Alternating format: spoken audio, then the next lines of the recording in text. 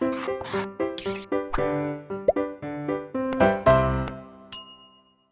Everyone, welcome to blueprint digital. मेरा नाम तोशु चौधरी है और हम मैथ्स क्लास 11th का चैप्टर नंबर 10 सरल रेखाएं यानी स्ट्रेट लाइंस पढ़ रहे थे।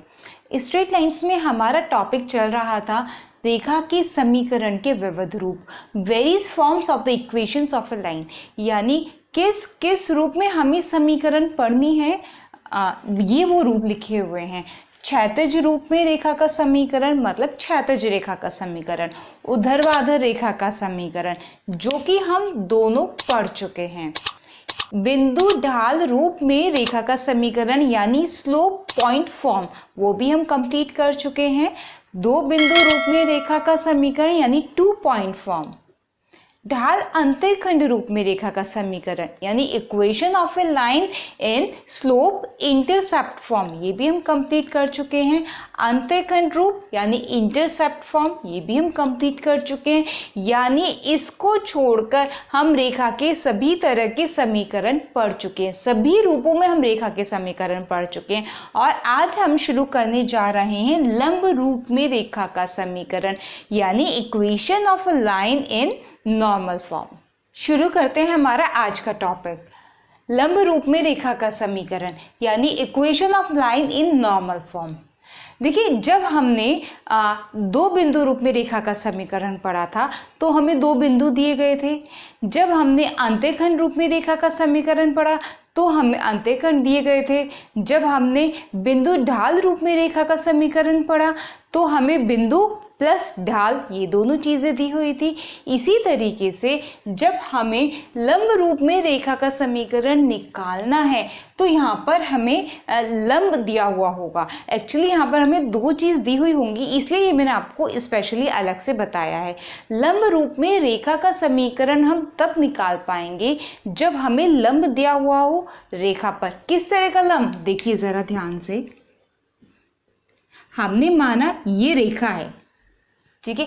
हमें क्या दिया है, इस रेखा का नॉर्मल यानी इस रेखा पर लंब मूल बिंदु से, ये होता है नॉर्मल, मूल बिंदु से रेखा पर डाला गया लंब, ठीक है। ये मूल बिंदु है, ये रेखा है, ये डाला गया लंब है। नॉर्मल हमने मान लिया इसको कि ये है P, स्मॉल p, ठीक है। तो ये क्या है, मूल बिंदु से डाला गया लंब यानी नॉर्मल यानी लंब, ठीक है ना। ये है वो जिस लंब के बारे में हम बात कर रहे हैं। प्लस एक तो लंब दिया ही होगा, प्लस साथ में दिया होगा इस लंब द्वारा x अक्ष से बनाया गया कोण, सपोज ओमेगा। मैंने यहाँ थीटा नहीं लिया क्योंकि थीटा हम यूजुअली इस लाइन के लिए लेते हैं, तो यहाँ पर ओमेगा ले लिया और स्टैंडर्डली ये ओमेगा ही लिया जाता है, ठीक है। तो क्या दिया हुआ है, देखिए यहाँ पर आपको दो चीज़ें क्या क्या दी हुई हैं। सिर्फ लंब नहीं दिया हुआ है, यहाँ पर लंब के साथ साथ क्या दिया हुआ है, ये भी दिया गया है कि लंब x अक्ष के साथ कितना कोण बनाता है। यानी आपको P प्लस ओमेगा दो चीज़ें आपको दी हुई हैं और आपने क्या ज्ञात करना है, इस रेखा का समीकरण। चलिए ज्ञात करते हैं कैसे करना है। आप इस बिंदु से इस रेखा पर लंब डालिए, ये O है, इसको मान लीजिए आप A, इसको मान लीजिए B।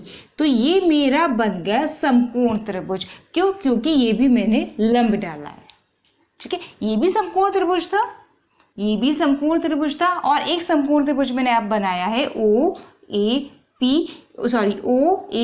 जहां पर B हमारा 90 डिग्री है, ठीक है। हमें इस वाले समकोण त्रिभुज का कर्ण मालूम है P और ये कोण मालूम है ओमेगा। तो क्या हम ये नहीं निकाल सकते या ये नहीं निकाल सकते, ये दूरी? हम दोनों दूरियां निकाल सकते हैं। त्रिकोणमिति क्या बोलते हैं, त्रिकोणमिति लाल बटे का याद है, पढ़ा होगा आपने। साइन के लिए क्या होता है, लंब बटे कर्ण, और आधार के लिए क्या होता है, कॉस के लिए क्या होता है, आधार बटे कर्ण। चलिए इस वाले ट्राइंगल में जरा साइन ओमेगा लगाइए।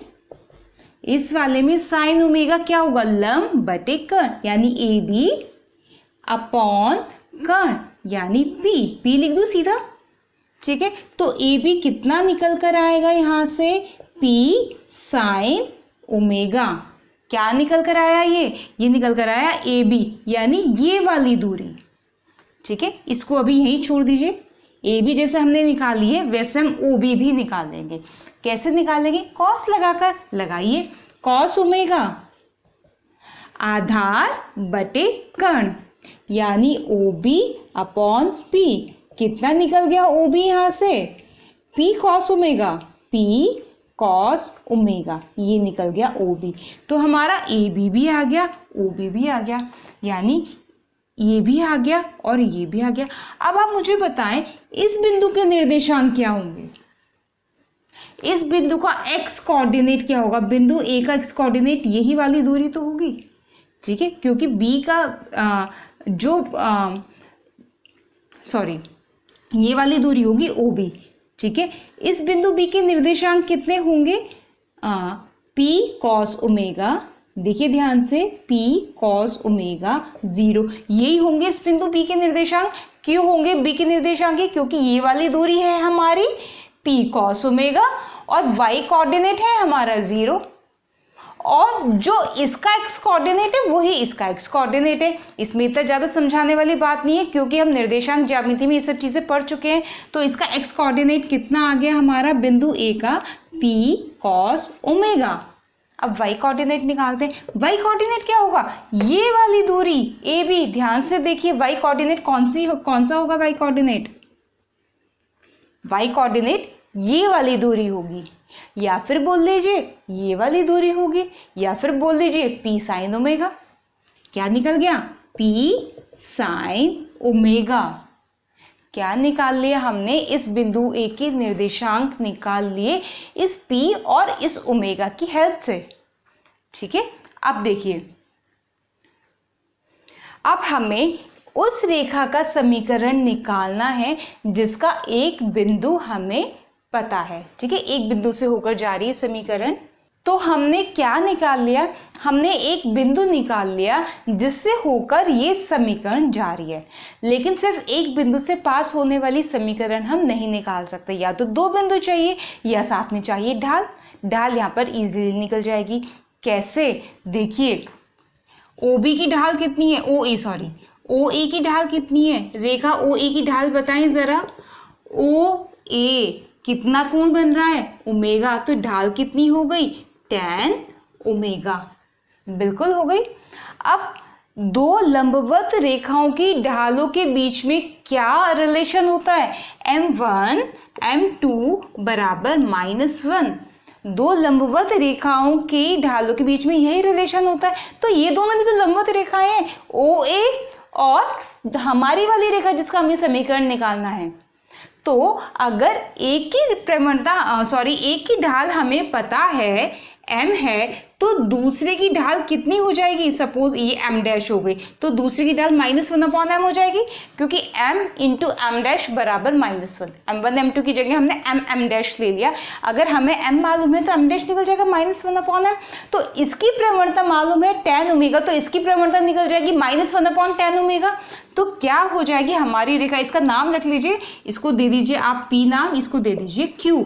इसलिए चूंकि OA की ढाल इतनी है, इसलिए PQ की ढाल कितनी हो जाएगी? -1/tan omega. क्यों? क्योंकि इसकी प्रवणता इसकी ढाल इंटू इसकी ढाल बराबर -1। ये आ गया। tan को कन्वर्ट कर लीजिए साइन और कॉस में, कितना आ जाएगा? साइन नीचे कॉस ऊपर, minus cos omega upon sine omega. क्या आ गया हमारा? हमारी इस वाली रेखा की ढाल आ गई। अब एक बिंदु से जाने वाली और ढाल m वाली रेखा की समीकरण हम जानते हैं, क्या होती है? y माइनस y1 बराबर m x माइनस x1। यही तो होती है बिंदु x1 y1 से जाने वाली रेखा और m ढाल वाली रेखा का समीकरण। अब x1 y1 पता है, क्या है x1 y1? ये रे x1 y1 इस बिंदु से जा रहा है, और m भी पता है, क्या है m? ये रहा m। रख दीजिए यहाँ पर, रेखा का समीकरण निकल जाएगा y minus y1 p sign omega बराबर m minus cos omega upon sine omega into x minus x1, x minus p cos omega. P cos omega. आप इसको लेफ्ट राइट कर लीजिए, मल्टीप्लाई कर लीजिए, सिंपलेस्ट फॉर्म में लिख दीजिए, आपकी समीकरण आ जाएगी। साइन ओमेगा की मल्टीप्लाई कीजिए, इधर कितना आएगा, y sine omega minus P sine square omega, ठीक है। माइनस कॉस ओमेगा की इधर कर दीजिए, कितना आएगा, minus x cos omega plus P cos square omega. इसको ले जाइए इधर और इसको ले जाइए इधर। चलिए एक्स कॉस ओमेगा ये आ गया इधर, plus y sine omega, y sine omega बराबर p cos square omega plus p sine square omega.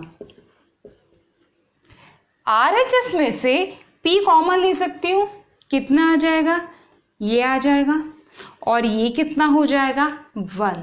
तो राइट हैंड साइड में हमारा बचेगा P, तो कितना आया, इधर तो यही रहेगा x cos omega plus y sign omega बराबर p, और ये आ गया जी हमारी रेखा का समीकरण जो कि हमें निकालना था, लंब रूप में रेखा का समीकरण, ठीक है। तो लंब रूप में रेखा का समीकरण क्या आ गया, x cos omega plus y sign omega बराबर p, जहाँ p क्या है, इस लंब की लंबाई, लंब OA की लंबाई, ठीक है। और ओमेगा क्या है, OA रेखाखंड जो OA बन रहा है, यानी जो लंब बन रहा है हमारा OA, इसके द्वारा इसका x अक्ष से बनाया गया कोण, मतलब इसके और x अक्ष के बीच का कोण है हमारा ओमेगा, ठीक है। तो ध्यान दीजिए, जब लंब रूप में रेखा का समीकरण निकालना हो ना, तो सिर्फ हमें लंब नहीं चाहिए, हमें लंब तो चाहिए ही चाहिए, प्लस लंब x अक्ष से कितना कोण बनाता है तो वो भी चाहिए, ठीक है। जो इसके यूजुअली हेडिंग में छुपा होता है ना, जैसे मैंने अभी थोड़ी देर पहले बताया था कि दो बिंदु रूप में रेखा का समीकरण, तो दो बिंदु छुपे हुए हैं हेडिंग में, आपको पता है कि दो बिंदु दिए हुए हैं। अंत्यखंड रूप में रेखा का समीकरण छुपा हुआ है, अंत्यखंड रूप यानी अंत्यखंड आपको दिए हुए हैं, लेकिन यहाँ ओमेगा के बारे में कुछ नहीं लिखा। यहाँ ऐसा नहीं लिखा कि लंब रूप की लंब का x अक्ष के साथ बना हुआ कोण भी आपको दिया गया है, यहाँ सिर्फ लिखा है लंब रूप। लेकिन आपको दो चीजें पता होनी चाहिए, कौन सी, एक तो लंब, ठीक है, इस वाले लंब की लंबाई प्लस इस लंब का x अक्ष से बना गया कोण। होप कि आपको समझ आ गया होगा। समीकरण आ गई हमारी ये x cos alpha sorry x cos omega plus y sin omega बराबर p।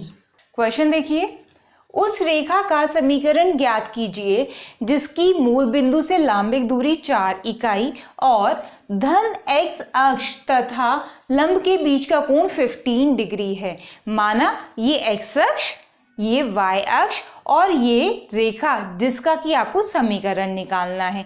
क्या क्या गिवन है, मूल बिंदु से लांबिक दूरी, रेखा पर मूल बिंदु से लांबिक दूरी परपेंडिकुलर डिस्टेंस, ये बिंदु O, ये लिया था हमने बिंदु A, तो ये वाली दूरी OA ये गिवन है 4 इकाई।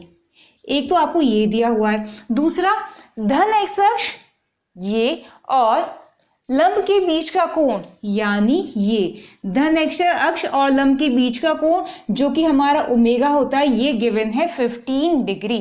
तो अब आपके पास P भी है और ओमेगा भी है, तो समीकरण क्या हुई आप जानते हैं, x cos omega plus y sin omega बराबर P। लेकिन दिक्कत यहाँ पर ये है कि आपको cos 15 डिग्री और sin 15 डिग्री के मान रखने पड़ेंगे। अगर आपको इनके मान याद है तो बहुत अच्छी बात है, और अगर याद नहीं है तो हम उनको यहाँ निकाल देते हैं। आपको पहले किसका मान निकालना है, sin ओमेगा या फिर sin 15 डिग्री। 15 डिग्री को उन दो पार्ट्स में तोड़ लीजिए जिनके साइन के मान आपको पता हो, जैसे कि 45 डिग्री और 30 डिग्री। साइन 15 को मैंने क्या लिख लिया, 45 माइनस 30, तो यहाँ क्या लगा लीजिए आप, साइन ए माइनस बी। क्या होता है formula, sign A cos B minus cos A sine B. Values रख दीजिए। आपको साइन 45 का मान पता है 1/√2, कॉस 30 का मान पता है √3/2, कॉस 45 का मान पता है 1/√2 और साइन 30 का मान पता है 1/2। 2√2 एलसीएम दोनों साइड और अंश में आ गया √3 - 1/2√2। ठीक है, इसी तरीके से आप कॉस ओमेगा का मान निकाल लीजिए। कॉस ओमेगा यानी कॉस 15 डिग्री, कॉस 15 डिग्री यानी cos 45 degree minus 30 degree. Cos ए माइनस बी का फॉर्मूला कॉस ए कॉस बी प्लस माइनस होता है अगर यहाँ पर, तो यहाँ पर प्लस आता है और प्लस वाले में माइनस आता है, तो cos 45 degree cos 30 degree plus sine 45 degree sine 30 degree, मतलब कि कॉस ए माइनस बी बराबर cos A cos B plus sine A sine B. Values रख दीजिए। Cos 45 1/√2, cos 30 √3/2 plus sine 45 1/√2 sine 30 1/2। कितना मान आ गया? √3 प्लस 1/2√2। ऑलराइट, तो अब आपके पास साइन ओमेगा का मान आ गया, यहाँ रख दीजिए। कॉस ओमेगा का मान आ गया, यहाँ रख दीजिए। और पी का मान गिवन है 4 इकाई, वो यहाँ रख दीजिए। तो आपकी समीकरण क्या होगी? इसलिए अभीष्ट समीकरण, अभीष्ट रेखा का समीकरण हो जाएगा x कॉस ओमेगा यानी √3 plus 1/2√2 plus y sine omega यानी √3 माइनस 1/2√2 इक्वल्स टू p यानी 4। सारे मान हमने रख दिए। अब आप क्या कीजिए, x के साथ क्या रह गया? √3 प्लस 1, y के साथ क्या रह गया? √3 माइनस 1। इसका हर और इसका हर सेम है, एलसीएम लेकर मैं दूसरी साइड पहुंचा रही हूँ डायरेक्ट। ठीक है, तो कितना आ जाएगा? 4 × 2√2 यानी 8√2। और जी यही है हमारी रेखा का अभिष्ट समीकरण जो कि हमें ज्ञात करना था। उस रेखा का समीकरण जिसके लिए हमें ओमेगा यानी 15 डिग्री, पी यानी 4 इकाई गिवन है, उस रेखा का समीकरण है ये। नेक्स्ट क्वेश्चन देखिए, फ़ारेनहाइट ताप F और परम ताप K, फ़ारेनहाइट और केल्विन होता है ना, फिजिक्स में भी आप लोग पढ़ते हैं। तो इन दोनों, ये दोनों जो ताप हैं ये एक रैखिक समीकरण को संतुष्ट करते हैं। ठीक है, दिया है कि K बराबर 273 जब F बराबर 32 और K बराबर 373 जब F बराबर 212 है। तो K को F के पदों में व्यक्त कीजिए। देखिए, क्योंकि रैखिक समीकरण को संतुष्ट कर रहे हैं, ठीक है, तो हम क्या कर लेंगे, मतलब कि F और K के मानों को लेकर रेखा बनाई जा सकती है, कम से कम अगर 2 पॉइंट हमारे पास है और 2 पॉइंट हमारे पास हैं। ठीक है, आप F को मान लीजिए, K कितना दे रखा है आपको? 273 जब F 32 है। ये मान लीजिए आप जैसे x अक्ष मानते हैं ना, इस बार इसको x अक्ष को मान लीजिए कि ये K को रिप्रेजेंट कर रहा है, x अक्ष, और जो y अक्ष है वो F को रिप्रेजेंट कर रहा है।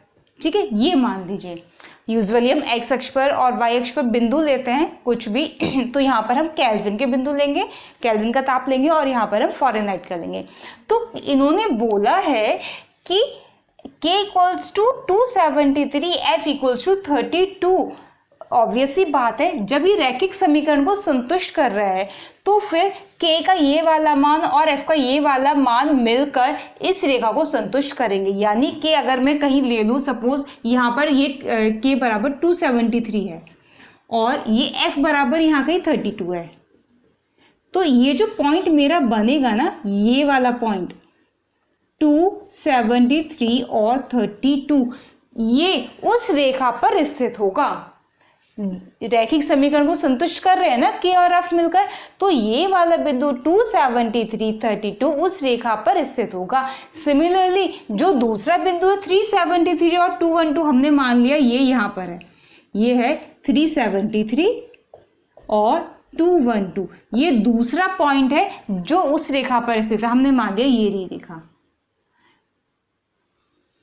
तो हमें करना क्या है, हमें ना इनडायरेक्टली इस रेखा का समीकरण ही निकालना है। क्यों, इन्होंने बोला है k को f के पदों में व्यक्त करना है, यानी k और f में एक समीकरण निकालनी है। इसका मतलब हमें इस रेखा का समीकरण निकालना है। जब रेखा का समीकरण निकाल लेंगे तो हम बराबर आता है ना, बराबर आता है, बराबर के एक साइड रख लेंगे k और दूसरी जगह रख लेंगे f, निकल जाएगा k f के पदों में।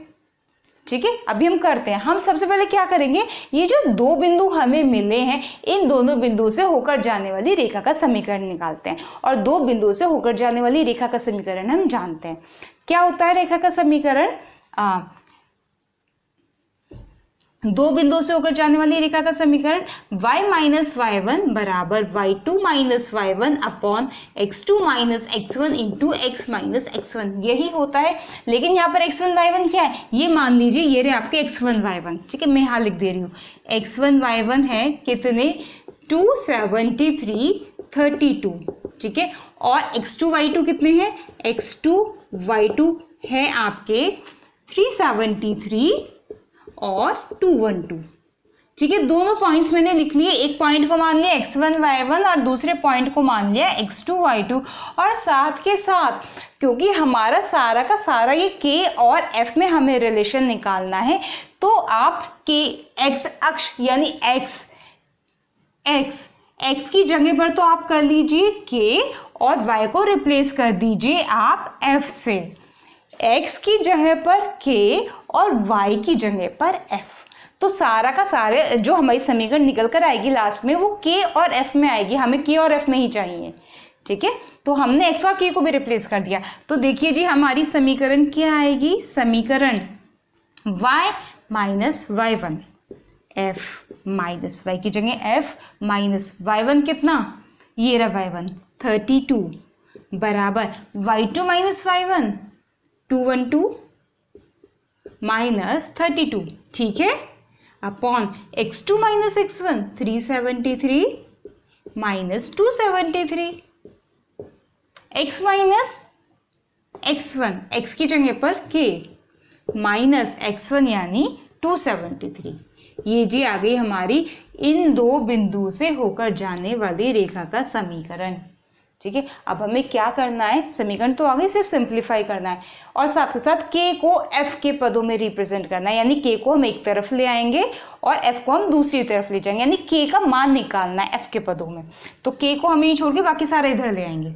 चलिए, f माइनस 32 बराबर ये कितना आएगा 0, ये आ गया 180 अपॉन 100, इधर है k माइनस 273। इस 0 से 0 कैंसिल हो गई, 2 5 ज़ा 10, 2 9 ज़ा 18, 9 अपॉन 5 आ गया। इधर जाकर कितना हो जाएगा 5 अपॉन 9, 5 अपॉन 9, नीचे वाला ऊपर, ऊपर वाला नीचे, कितना f माइनस 32 बराबर कितना बचा k माइनस 273। बस 273 और बचा है k के पास, इसको भी इधर ले आइए तो k का मान निकल जाएगा। क्या निकलेगा, k बराबर 5 अपॉन 9 f माइनस 32, ये वाली वैल्यू प्लस 273, ये निकल जी गया जी k का मान f के पदों में।